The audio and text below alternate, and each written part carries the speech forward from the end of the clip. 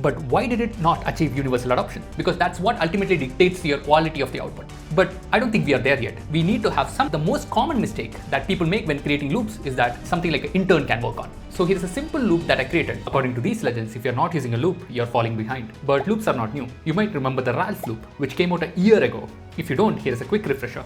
Because as the name suggests, there is a lot of overlap. It is just a continuous while loop where you take the prompt.md file and give it to Cloud Code over and over and over again. Well, that makes a loop, but what makes this a lot more special is the prompt.md file. With this prompt markdown file, we generate an architecture something like this. So every time a Cloud Code session is started, it reads the prompt.md file, and in addition to your project files, your project also has a couple of more files. One is a task.md file, and the other one is a progress.md file, which is optional. The progress can be tracked in the task.md file as well. So the prompt file is created in a way that it instructs the Claude session to take one task out of this task.md file and implement it. So it goes ahead, does all the implementation. And once that implementation is done, the prompt has instructions to go ahead and run test and evaluate if the implementation is correct. If not, go back and implement, re-implement and stuff like that. And once after the evaluation, you feel the implementation is good enough, you update the progress either in the progress.md file or in the task.md file itself, and then do a commit. And then the loop starts all over again. So this goes on until all the tasks in the task.md file are completed. But why did Ralph loop did not achieve universal adoption? Couple of things: high cost, failure rates, and potential security issues. But why are loops making a comeback now? What changed in the last 1 year? Did the cost reduce? On a high level, you might think so, because the cost per token has reduced over time. But that's not the complete story. Almost all the labs are now optimizing the models for thinking mode. Now the models spent a lot of time thinking with tokens before giving you an answer. That means that the same task 1 year back, way less tokens compared to right now. So safe to say, cost is not the main reason. Potential security risks, prompt ingestion is still a thing, so yeah, I would say it's the same. The real reason is models are getting smarter. And with smarter models, the failure rates are a lot lower, which in turn reduces the cost. Because the more you fail,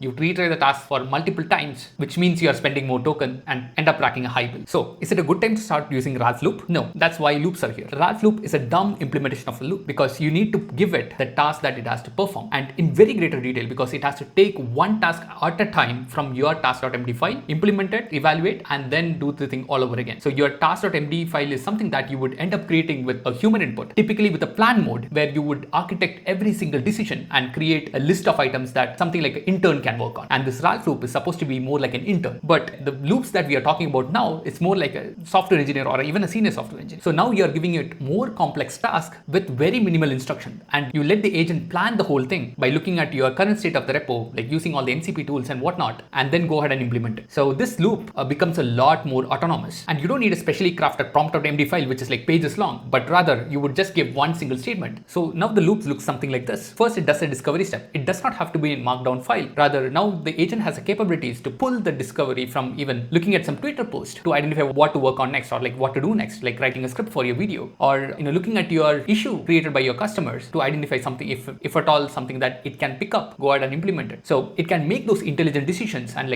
fetch it from a multitude of sources because of the MCP and other tools that we have capable right now. And the same agent does not work on the implementation. Rather, it is handed off to a sub agent, which is more like an implementation. So you might want to do discovery with Sonnet and maybe work on the implementation with Opus and maybe review it with Fable, something like that, like some kind of a combination of models which makes sense for your current workload. So yeah, once the implementation is done, go to the reviewer agent and reviewer might give it some feedback. So there might be sub loops happening within the implementation and reviewer agent. When the reviewer is all said and done, the changes are persisted either as a GitHub commit or something like that, depending upon your workflow, and then off a discovery. So the major breakthrough here is that since the model is a lot more smarter and you don't need human input like task.md for Ralph loop, you can just autonomously initiate this loop. So you can just have a scheduler kicking off your loop and then it does everything. Now, the most common mistake that people make when creating loops is that they think all loops have to be autonomous. But I don't think we are there yet. We need to have some kind of a human in the loop for the final authority. For example, let your agent go through the customer issues, figure out what it can work on,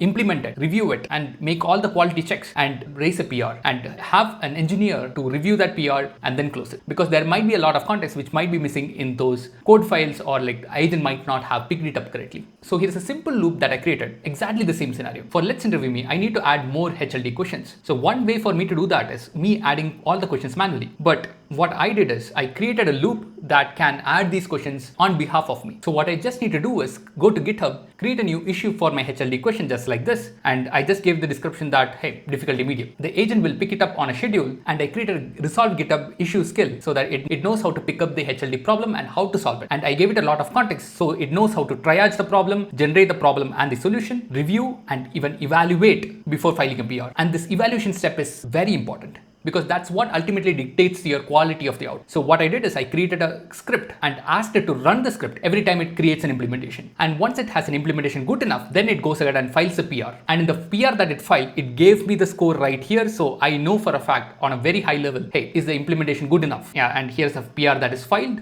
I can review the files that is changed, and if it's all good, I can go ahead and merge the PR, just like that. So I intentionally kept this human in the loop step so that I can verify the quality before I merge it. And there's a lot of ways I can think about to improve this particular process, but then again, this is a very simple example. And I found this document, an Anthropic playbook for loop engineering, which is super awesome because it covers a lot of things that I talked about, even in a very detailed format. If you're into reading stuff, I can link this in the description. Go take a look. Hope you build some amazing loops.